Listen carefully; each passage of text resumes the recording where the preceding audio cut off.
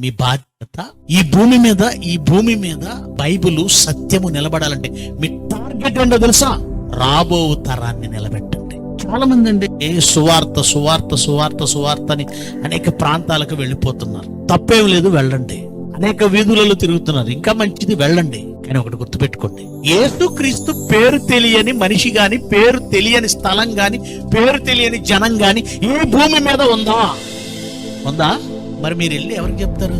సాక్ష్యార్థమై ప్రకటించాలన్నాడు. ప్రకటన అవ్వలేదని మీరు అనుకుంటున్నారా? సాక్ష్యార్థమై ప్రకటన అవ్వలేదని మీరు అనుకుంటున్నారా? అయ్యింది. సాక్ష్యార్థమై ప్రకటన అయ్యింది. కేవలం సాక్ష్యార్థమై ప్రకటన చేస్తామని వెళ్ళొద్దంటం లేదు.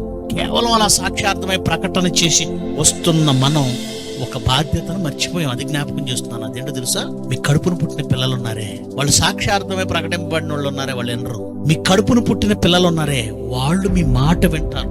తర్వాత తరాన్ని నిలబెట్టి చచ్చిపోవాలి మీరు. తర్వాత తరాన్ని. ఇప్పుడు నువ్వు చేయవలసిన బాధ్యత ఈ కాలం ఏంటో తెలుసా?